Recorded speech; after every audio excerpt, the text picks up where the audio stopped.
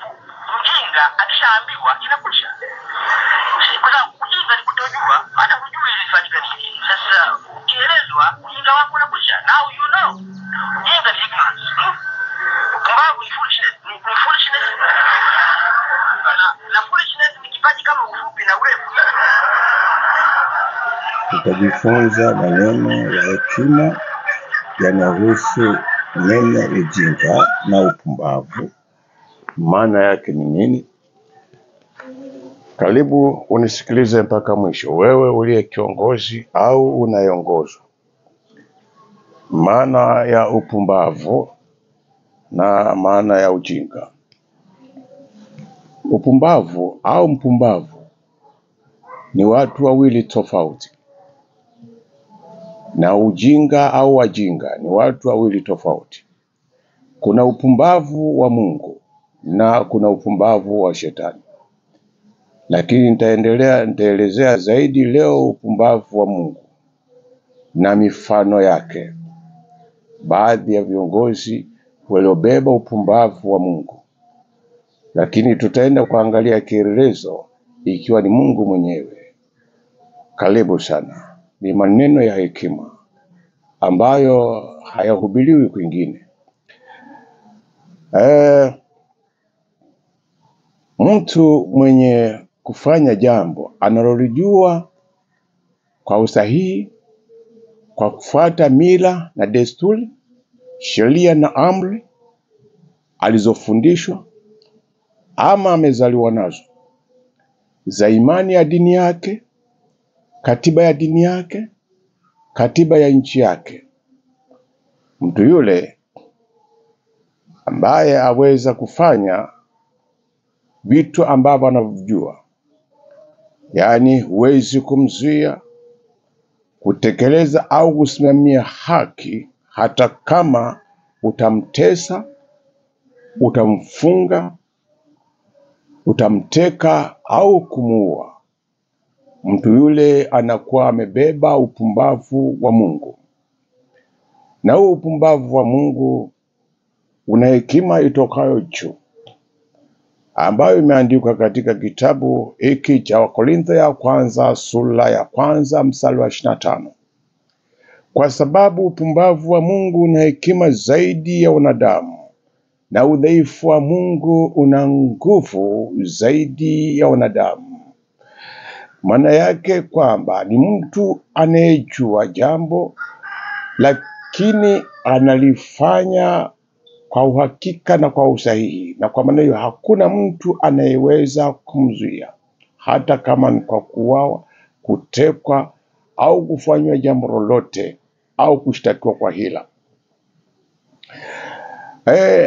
Biblia inathibitisha katika kitabu cha Filipi sura ya 2 mstari wa 7 na wa 8, bali alijifanya kuwa hana utukufu, yani Mungu wakati ana utukufu, anajua ana utukufu, akatwaa namna ya utumwa, akawa ana mfano wa wanadamu, akajinyenyekeza, akawa mtii hata mauti, na mauti ya msalaba. Kitendo hicho cha Mungu kujua ambacho anachokifanya kinaitwa upumbavu wa Mungu.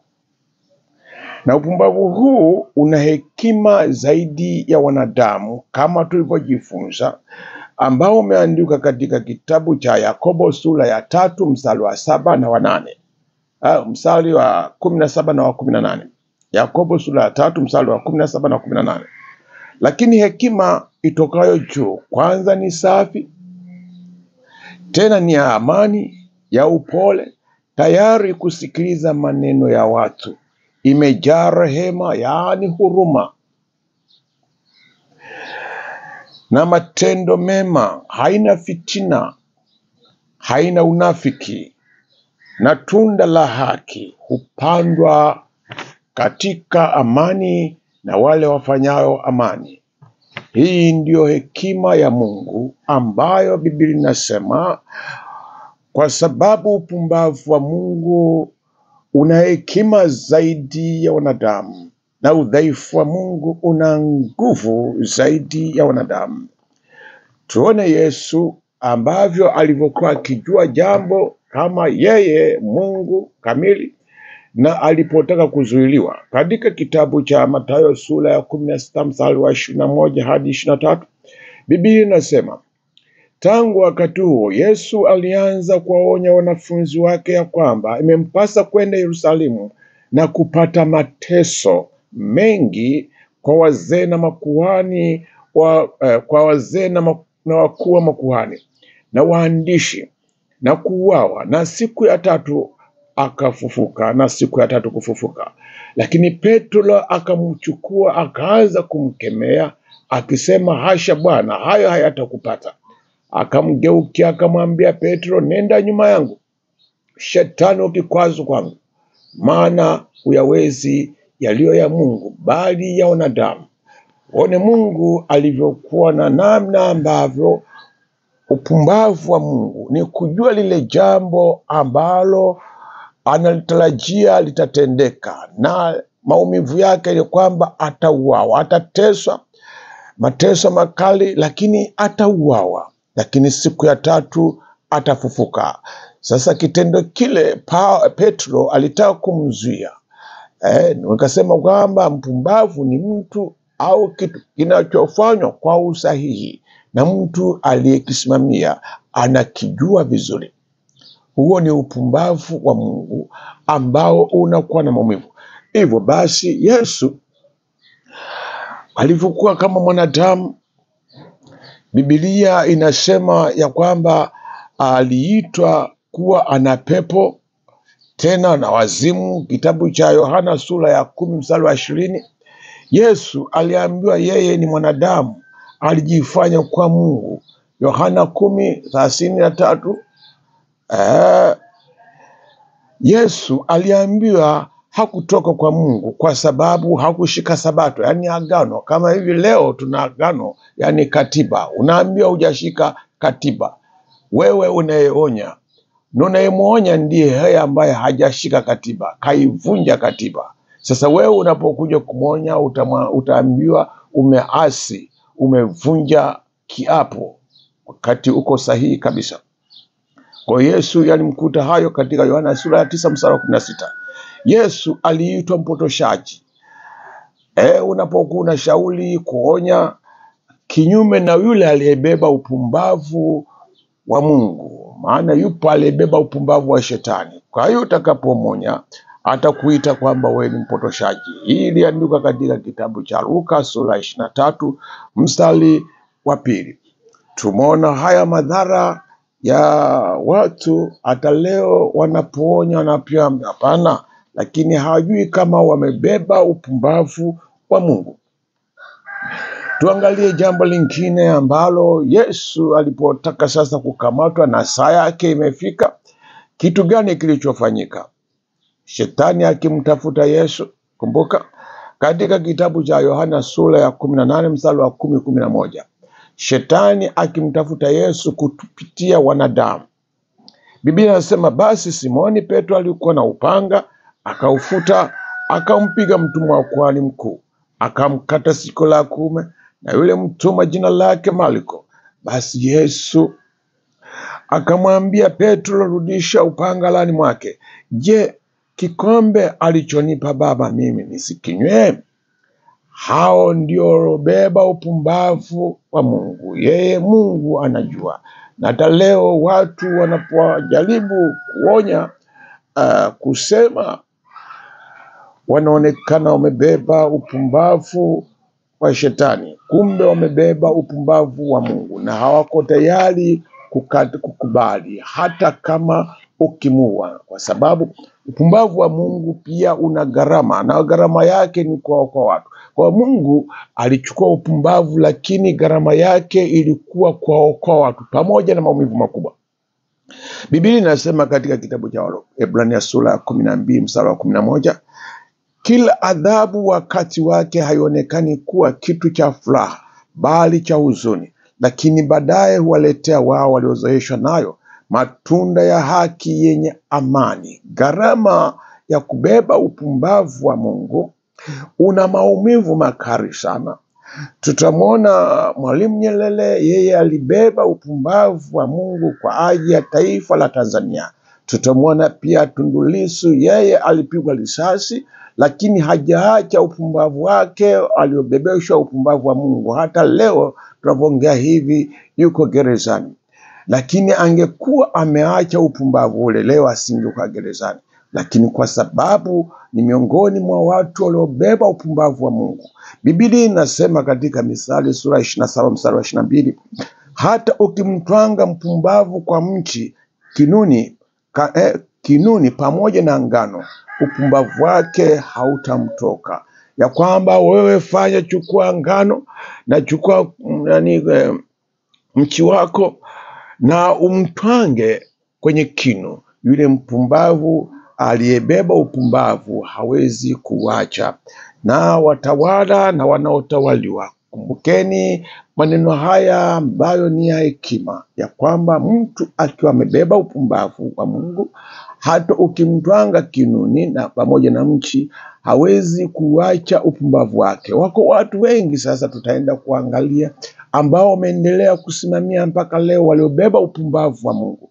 Wako wanasheria, wako usalama wa taifa, wako maaskari jeshi, wako wanasheria, wako mahakimu, wako madaktari, wako manesi, wako watu mbalimbali, wako wananchi tu, wako maaskofu na wachungaji miongoni mwao, wako mashehe na makadhi miongoni mwao, waliobeba upumbavu wa Mungu. Huwezi ukawageuza ukaambia hiki ni hiki. Yeye ukimwonyesha cheupe atasema ni cheupe, wala ukimwonyesha kwamba hiki ni cheupe wakati ni cheusi atakwambia hapana, atakwambia uhalisia. Huyo anakuwa amebeba upumbavu wa Mungu, upumbavu wa shetani. Yeye anajua kabisa hiki ni hikile, lakini anakigeuza. Yuko radhi kufanya lolote. Tutamwelezea, basi tueleze habari, angalie mifano ambayo inatupa picha ya kuelewa maana ya upumbavu wa Mungu. Tumuone Mwalimu Nyerere alivyobeba upumbavu, lakini pia huyu anayesema yuko gerezani.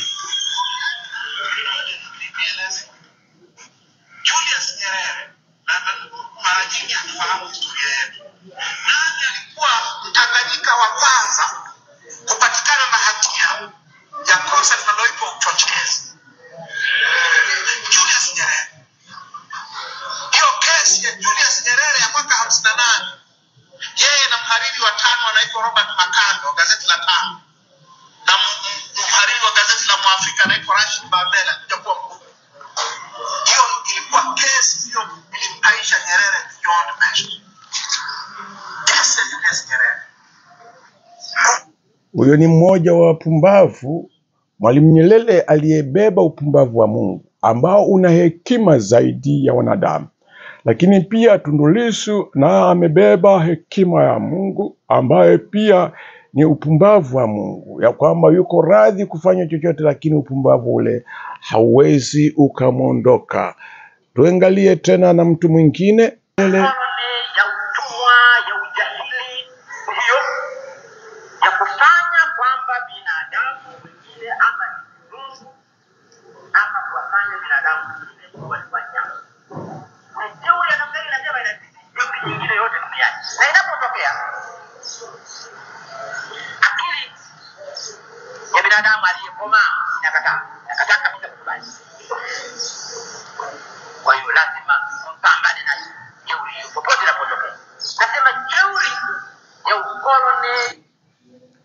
hiyo ni hekima ya Mwalimu Nyerere ambaye ni upumbavu wa Mungu wenye hekima zaidi ya wanadamu. Tuangalie tena mjumbe mwingine aliyebeba upumbavu wa Mungu. Mtu mwingine aliyebeba upumbavu wa Mungu ni John Joseph Pombe Magufuli. Kuona dalili za baadhi ya mawaziri, tena wengine wa ngazi za juu kabisa. Na muda si mrefu baada ya hapo nikanyweshwa sumu mdomo ambayo alimanusura niondoe uhai wangu, lakini kwa neema za Mwenyezi Mungu nikakiepuka kifo. Baada ya tukio la kunusurika katika kifo, nilimwendea mzee Mkapa. Tuangalie tena upumbavu wa Mungu uliokuwa kwa Mheshimiwa John Joseph Pombe Magufuli. Msikilize. Uongozi ni kutoa sadaka. Nimeamua kutoa maisha yangu ya uongozi kama sadaka kwa Watanzania. Hii kazi ndugu zangu ni ngumu, lakini nina uwezo wa kuifanya tena katika kipindi cha miaka 5.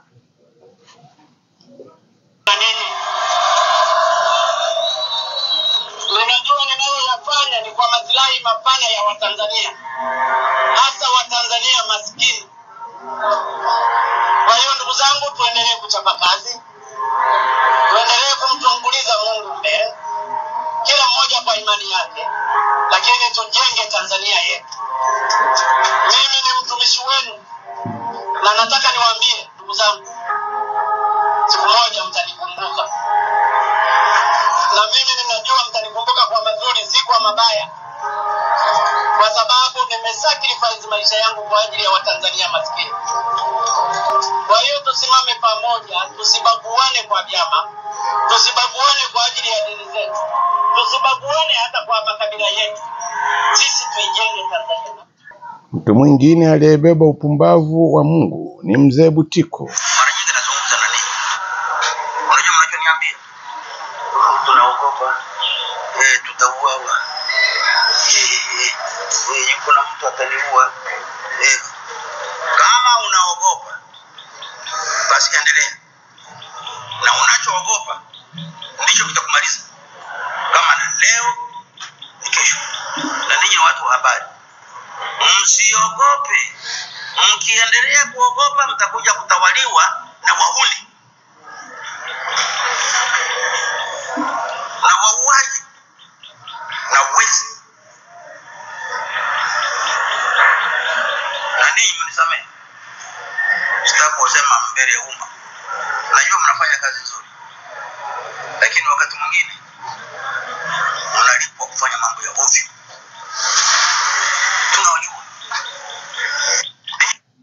Wapumbavu wengine ni ndugu Humphrey Polepole na Lissu. Yaani upumbavu wao hauwezi ukamtoka, maana ni upumbavu wa Mungu wenye hekima zaidi ya wanadamu, na udhaifu huo una nguvu zaidi ya wanadamu. Wameuza madini ya nchi hii, walipitisha sheria kwenye bunge hili. Na ndio maana inashindikana. Na hii ya Dr. Magufuli nazungumza, Mungu anasikia na watu wasikie. Mtaniambia.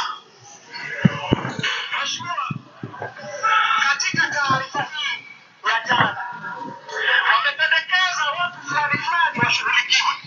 Mawaziri, makomishna, mwanasheria mkubwa na chenge, inaendeleza, inanazo. Naombeni niwaambieni kitu hapa Mheshimiwa, ili muwe na maarifa.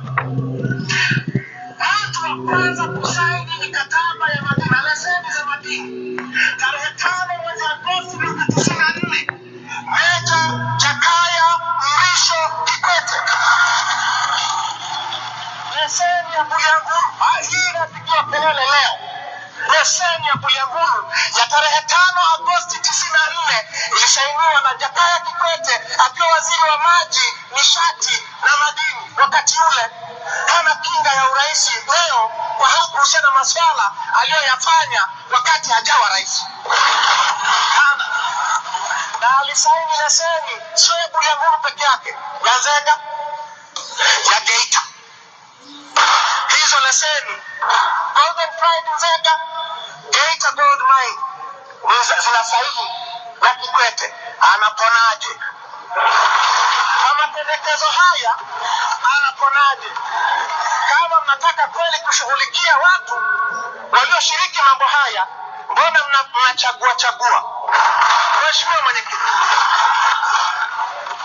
tatizo kubwa Mheshimiwa Spika, tangu mwaka 99 wenye kujua tumesema tatizo kubwa ni sheria za Tanzania ni mabomu matupu. Nawaambia mapema, Mungu asiyeshindwa anaishi.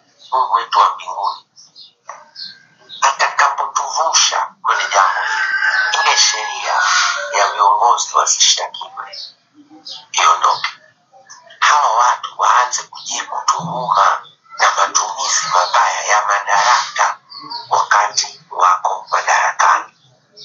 Na niwaambie wala sio kazi ngumu. Kuna sheria inabadilika. Tunajikuta tumepata bahati sisi kama taifa tumefunga mstaafu wa urais. Itaweka heshima kubwa kwenye nchi yetu kama wasipokubali kuheshimu mamlaka ya wananchi. Nikikuwa kule Kuba nikamwambia hasta la Victoria siempre. Askofu Bagonza aliyebeba upumbavu wa Mungu, hata ukimtwanga kinuni pamoja na mchi, upumbavu wake haumtoki, lakini upumbavu huo unaitwa hekima itokayo juu kwa Mungu. Tumsikilize. Mbaya, hafai, anafaa, lakini ndiye rais wetu. Tunao wajibu wa kumwombea, tunao wajibu wa kumpenda, tunao wajibu wa kumkosoa kwa sababu ni rais wetu. Rais huyu, ndugu yangu niwaambie, anaongoza wapumbavu, wajinga, wasiotoa lolote, wenye hela, maskini. Huyu ndiye rais wetu. Kwa hiyo tunao wajibu wa kumwombea, na nitafanya sala mahali hapa kabla sijamaliza maneno yangu. Serikali yetu ikipenda na upepo mpya nchi wa kufunga kanisa, tusitende nao kwa sababu tunaipenda na hiyo inalipenda kanisa. Ninaomba hekima itumike na Roho Mtakatifu tunayemwadhimisha leo aendelee kutawala.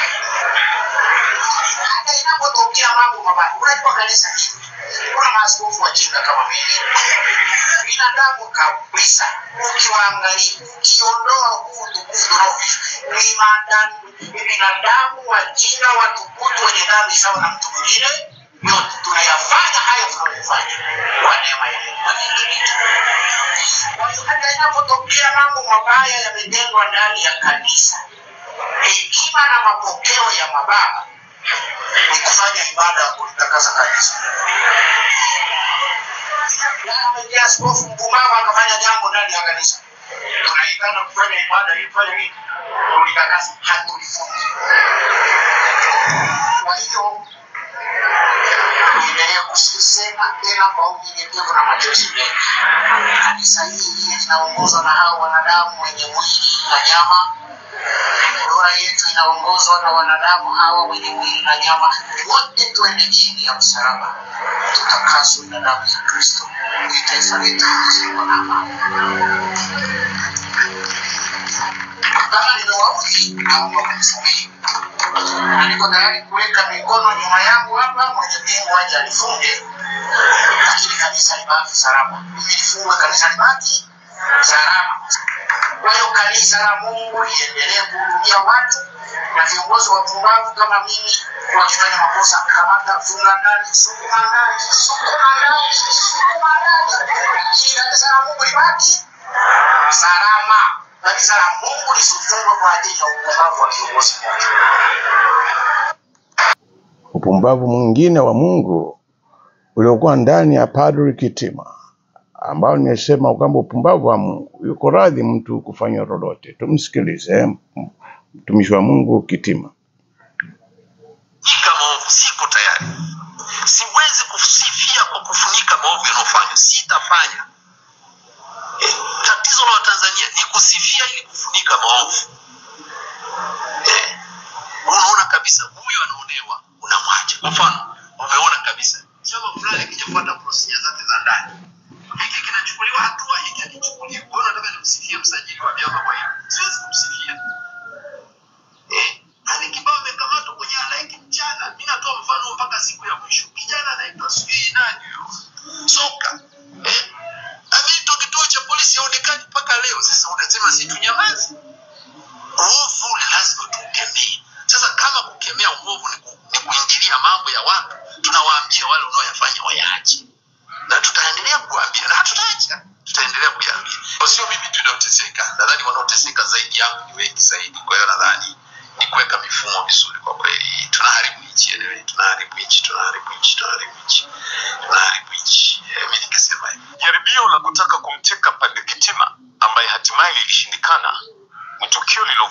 hisia za watu wengi ndani ya jamii ya Watanzania. Hili si tukio dogo, hasa linapomgusa mtu wa heshima kama Padre Kitima, anayejulikana kwa nafasi yake katika jamii kama kiongozi wa dini na mchambuzi wa masuala ya kijamii. Kwa kurejea tena hadharani na kuzungumza na vyombo vya habari baada ya tukio hilo, Padre Kitima anajenga taswira ya ujasiri, dhamira ya kweli na msimamo wa kidini usioyumbishwa na hofu. Singependa Mtanzania yote vyombo vinavyofanyia kazi wanavyonifanyia mimi wafanyie wengine hivyo. Nisingependa. Ya basi nisingependa wafanyie hivyo kwa sababu kama watu wanalijua tukio na huoni kinachoendelea, nisingependa wengine wakosewe kiasi hicho. Maana yake ni kwamba vyombo vya dola havijamtendea haki. Hapana, mimi binafsi sisemi wamenitendea haki, wajitendea haki, sababu si kipindi chao kitachukua muda gani. Sababu tunaona na wengine wamenyanyasika muda mrefu zaidi. Kuna watu wamewekwa mahabusu kwa kuonewa, tunaona wanaendelea kukaa tu mahabusu. Hii ni picha yenye uzito mkubwa katika muktadha wa siasa, dini na haki ya kujieleza katika jamii. Niseme kwamba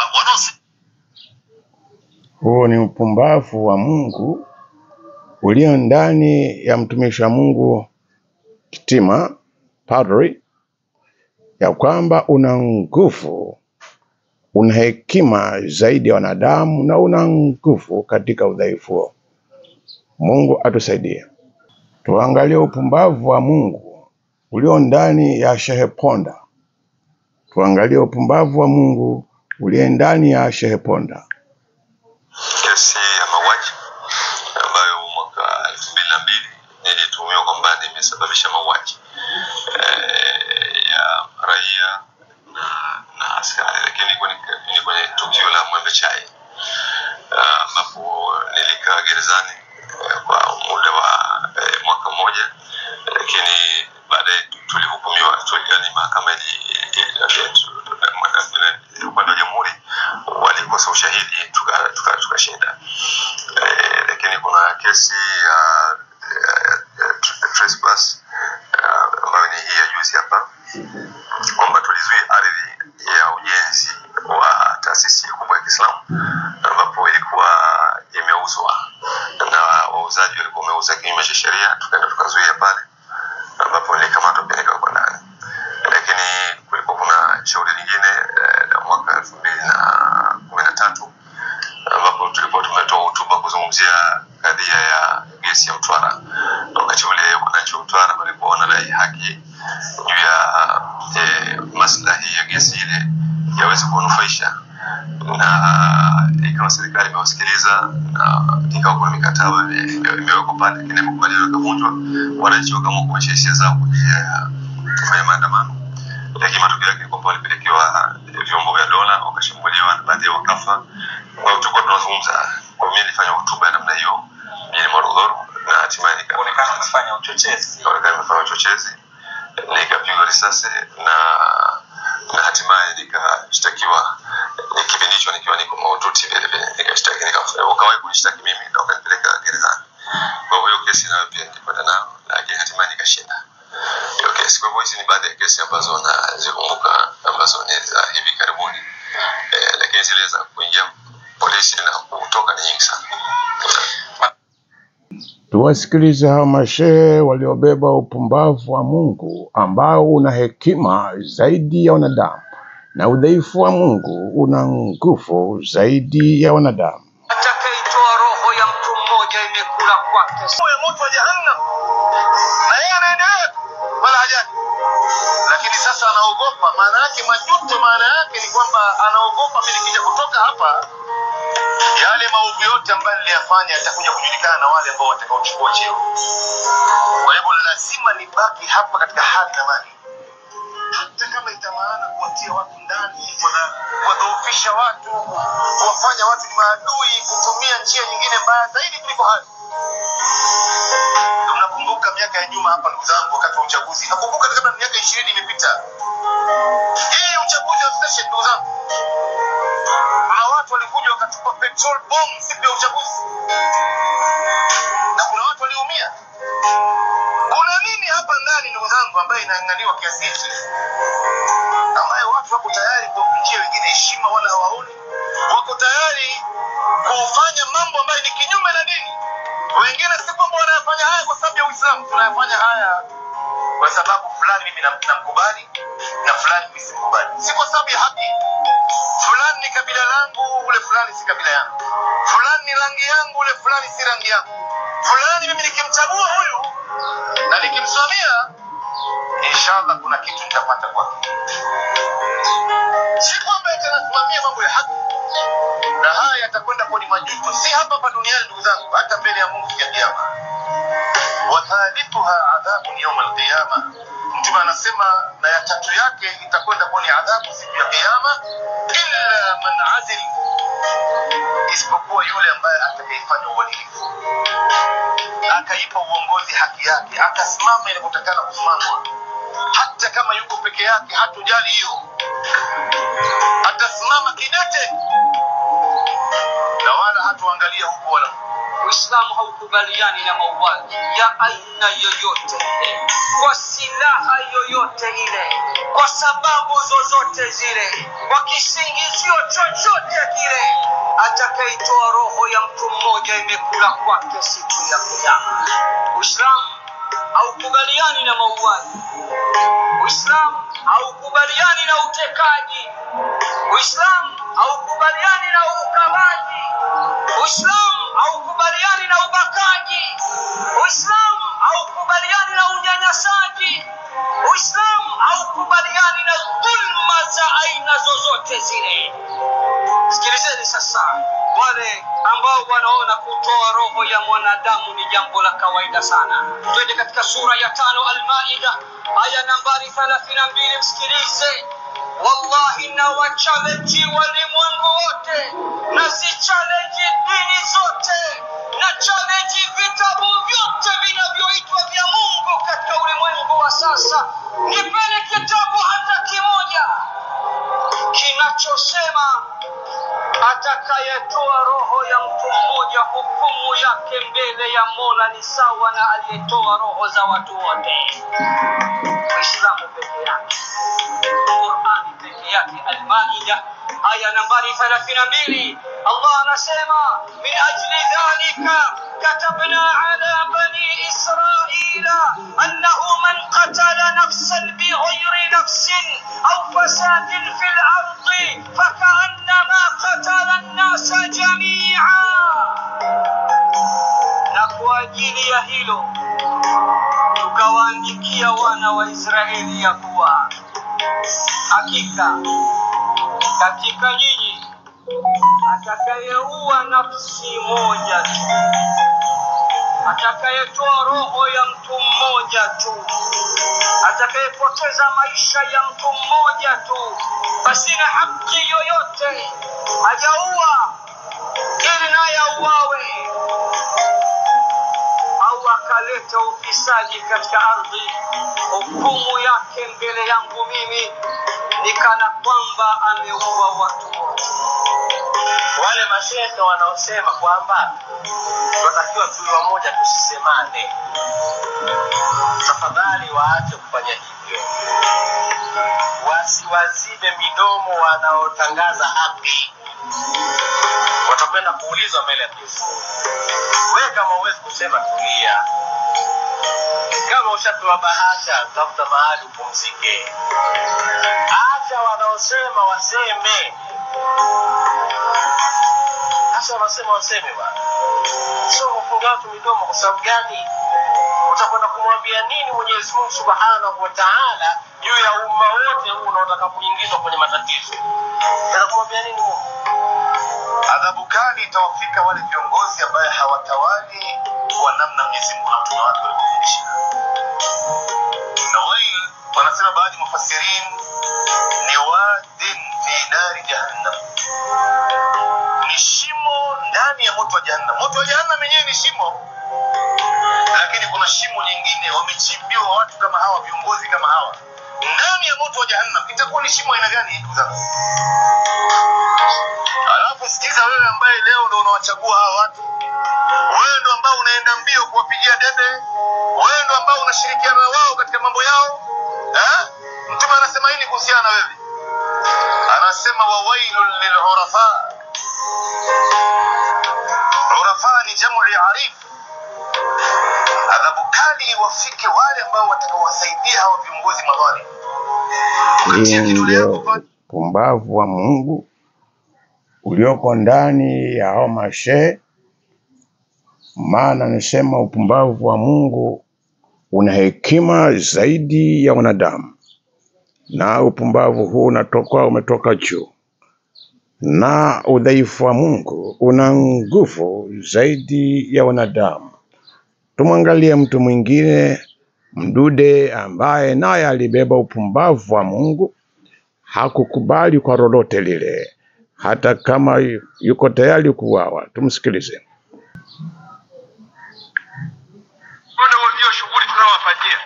Unajua mmekaa mmetuzoea, mmekula nchi hii, mmeitafuna. Nchi imebaki na minofu kidogo. Tunataka tuilinde hiyo minofu kwa ajili ya watoto wetu na vizazi vyetu. Mnakuja kutupa kesi ya wai. Mnamtisha nani na kesi ya wai? Kwanza kufa ni kubadilisha mazingira. Nani anaogopa kufa? Ni kama kuhama tu. Mtu anahama kwenda sehemu nyingine. Tena mkome. Sisi watu wa sport, mwache kutuchezea kirahisi namna hii. Muuze mali zetu. Mnasaini mikataba mibovu. Mnakuja kututisha na makesi ya uhaini. Nani anaogopa kufa? Wanaogopa wao, ndio maana analindwa na mabunduki muda wote. Mabodyguard mpaka mlangoni, mpaka kwenye vitanda, mpaka ufungu wa vitanda. Ni kwa sababu ni waoga. Sisi si waoga. Tumwangalie kijana Shadrack, ambayo pia naye alijua ya kwamba yatampata kwa sababu alibeba upumbavu wa Mungu. Nisiasirike na ushoga. Hii video inakuhusu wewe mwenyewe na sio mtu mwingine. Na ili ujue kama Mungu wangu ni mkubwa, aliyetutuma kuja kuifanya hii kazi ni mkubwa zaidi yako. Nakwambia mpaka mahala ambapo ninatokea, napatikana mkoani wa Mbeya, wilayani Rungwe, kijiji cha Ntokero. Ukifika tu unanikuta. Na hii ni oda ya Mungu wapi inaendelea.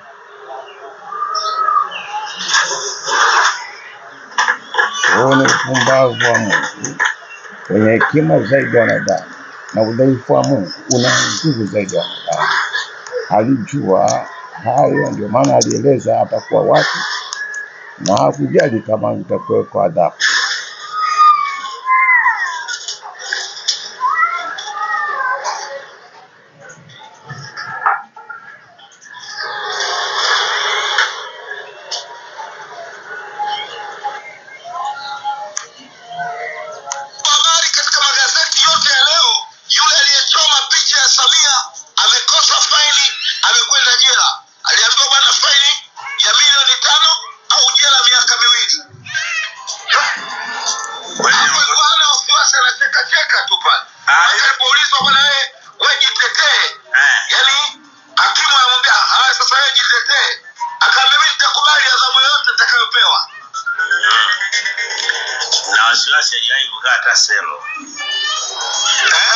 Baada ya wiki nenda kamtembelee uone bado anacheka.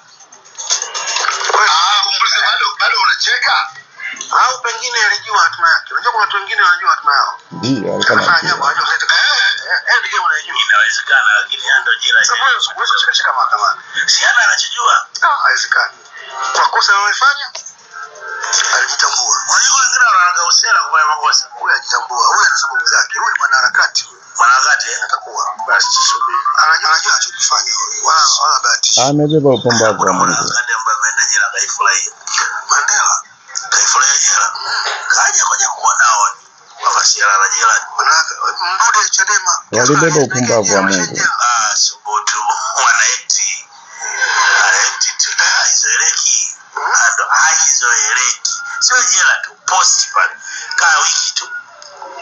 Pale posti. Kwa sababu kwanza hali ilivyo sasa sio yenyewe. Usiombe. Anaulizwa bwana, wewe ndio uliojirekodi video fupi ukitamka maneno makali ya kumkashifu Rais Samia huku ukichoma picha inayomuonyesha na kuisambaza mitandaoni? Anajibu ndio bwana, ndio mimi. Haya, jitetee sasa hapo. Mimi bwana, adhabu yoyote itakayokuja mimi nitaikubali. Yawe fuatia hayo. Basi mahakama ya Rungwe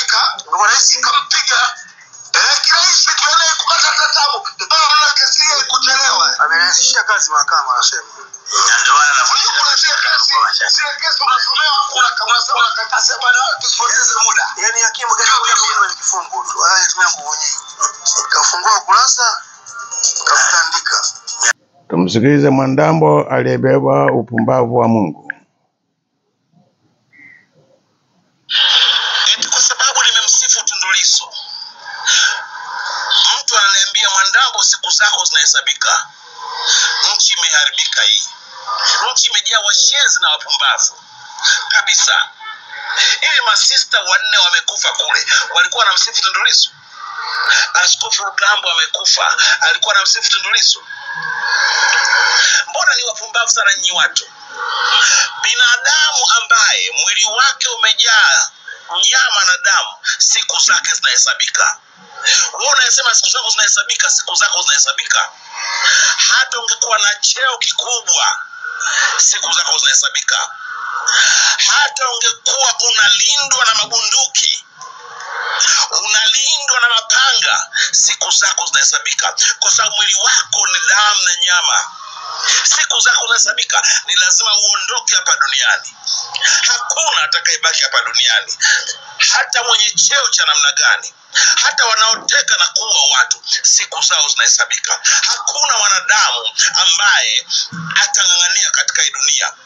Kila mwanadamu siku zake zinahesabika. Hayupo aliye salama.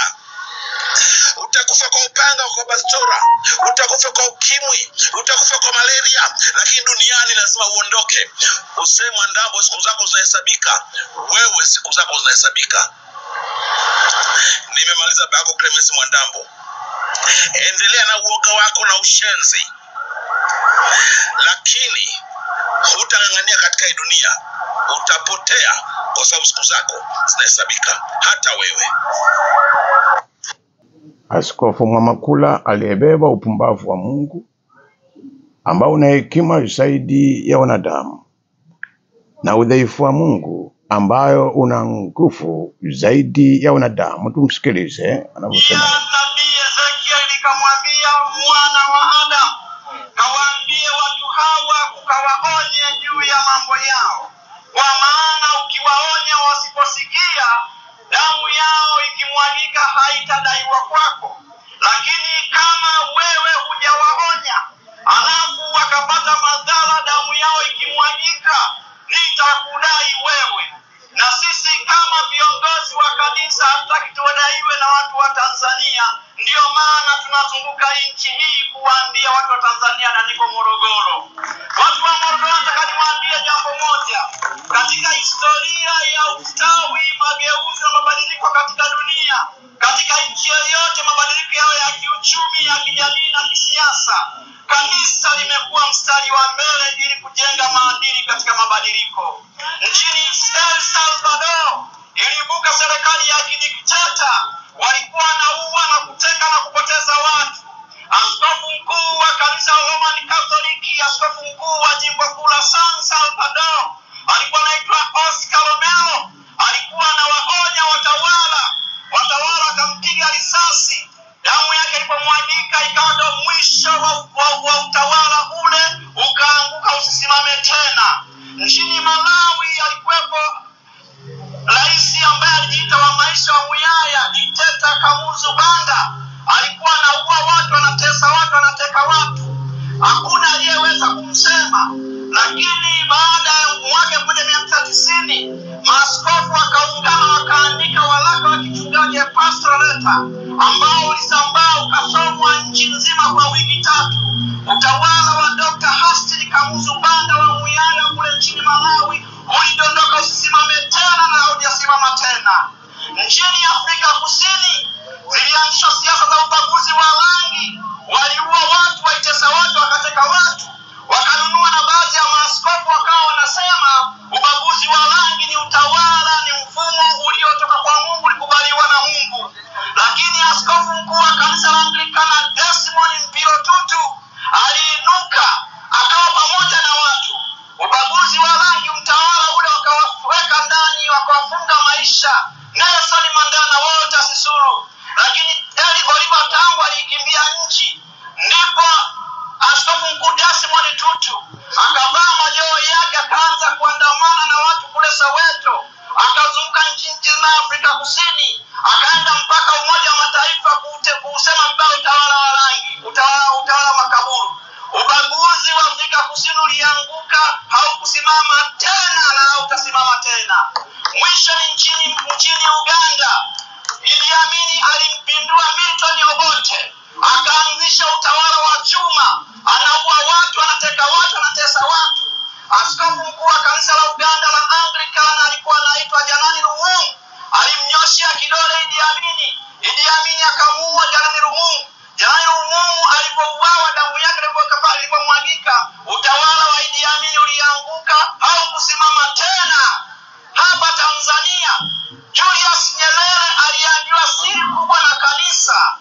Padri wa kanisa Katolika Mkota Father Welsh alimuita Julius Nyerere, akampa siri ya kudai uhuru bila kumwaga damu. Ndipo Julius Nyerere akajiuzuru, akazuka nchi nzima kuwaunganisha Watanganyika chini ya tano. Tanganyika ikawa ni nchi ya kwanza kupata uhuru bila kumwaga damu kusini mwa jangwa la Sahara. Nitaka niwaambie utaratibu jinsi gani kanisa ni sehemu ya kupigania haki duniani. Na ndio maana hapa Tanzania ulipoibuka ushenzi wa kuua watu, ushenzi wa kuteka watu, ushenzi wa kupoteza watu na kumwaga damu wakati wa uchaguzi, kanisa kwa mara ya kwanza limeungana tena na kutoa kauli. Mmemsikia askofu wa kanisa la Kiinjili la Kiluteri KKKT Dayosisi ya Morogoro, Askofu Mameo, alikemea ushenzi wakati wa Pasaka. Alipeoni askofu hapa Morogoro. Mmemsikia rais wa baraza la maaskofu Tanzania, Askofu Pisa, amekemea kule akitokea Lindi, akawaambia watawala mambo mawili: wamwachie huru Mheshimiwa Tundu Lissu bila masharti yoyote, na wabadilishe mfumo wa ukandamizaji. Lakini watawala hawataki kusikia. Mmeona pia watu wasiojulikana wanataka kumuua padri wa kanisa Katoliki, katibu mkuu wa baraza la maaskofu Tanzania, Father Charles Kitima. Lengo lake ni nini? Lengo ni kuwatisha viongozi wa dini. Eti wakiwatisha viongozi wa dini, maana yake ni kwamba watasimama, watanyamaza. Niwaulize watu wa Morogoro, ni kiongozi gani, ni mamlaka gani, ni utawala gani duniani ulioweza kunyamazisha sauti ya kanisa ukafanikiwa? Upo? Niwaulize watu wa Morogoro, niwakumbushe tu. Miaka 2-3 iliyopita, Askofu Gwajima alizunguka nchi nzima akimsifia Rais Samia kwenye mikutano mikubwa kabisa, na huko Morogoro Dumila alipita. Kila mahali anamsifia Samia, anasema Samia oye, alionekana mzalendo. Juzi huyo Gwajima tena wa CCM anahoji watu wanatekwa, kwa nini wasichukuliwe hatua? Anahoji mifumo mibaya hii ya uongozi. Sasa baada ya hapo wakamuita ni mwagaji masi, na baada ya hapo wamefunga hata kanisa lake. Sasa hii inatoa picha gani?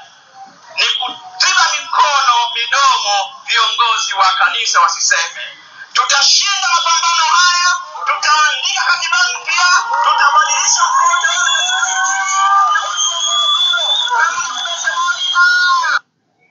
Huu ndio upumbavu wa Mungu wenye hekima zaidi ya wanadamu, na udhaifu wa Mungu una nguvu zaidi ya wanadamu. Basi tuangalie, tumalizie kipande hiki kinahusu marais wa Afrika waliokuwa na upumbavu na sasa hawapo. Tumsikize Mwafrika mwenzetu. Yao mkubwa namba 1 ni mimi, kwa sababu ninakuhamisha mambo yao. Viongozi ambao tungependa wape mapema sababu ya siasa zao mbaya wapi. Lakini ambao tungependa wadumu na ndio wanakufa haraka. Kwa nini tunalipatia Lumumba? Kwa nini Nkrumah? Kwa nini Thomas Sankara? Kwa nini Laurent Desire Kabila? Kwa nini Muammar Gaddafi? Kwa nini Nkurunziza? Kwa nini John Pombe Joseph Magufuli naye katoweka mapema? Le pouvoir discrétionnaire de Yahweh ou de l'Occident?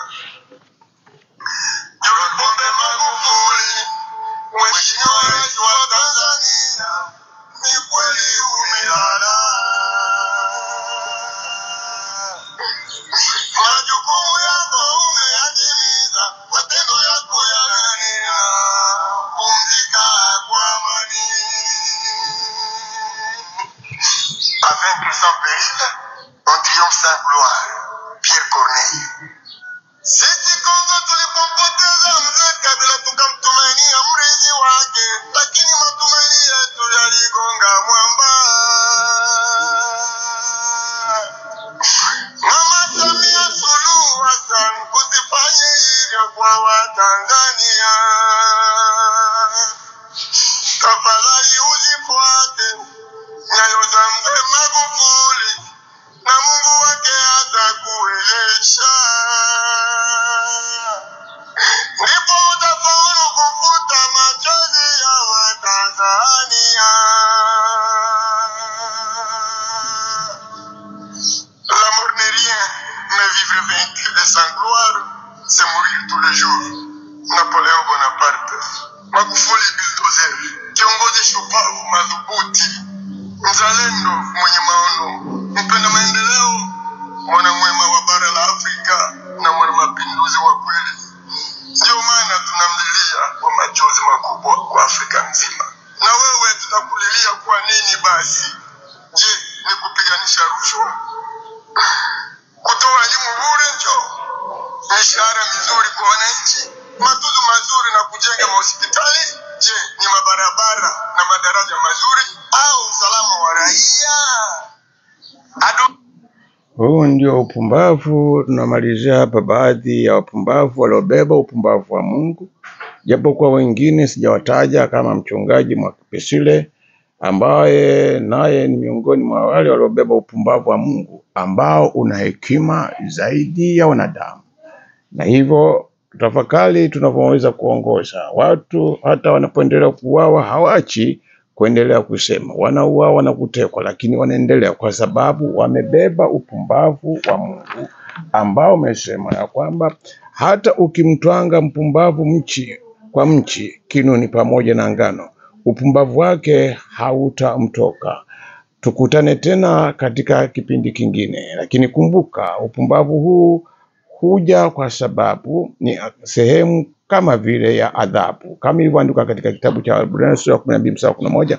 Kila adhabu wakati wake haionekani kuwa kitu cha furaha, bali cha huzuni, lakini baadaye huwaletea wao waliozoeshwa nayo matunda ya yenye haki na amani. Karibuni tena, tutajifunza upumbavu mwingine wa shetani. Mungu abariki sana.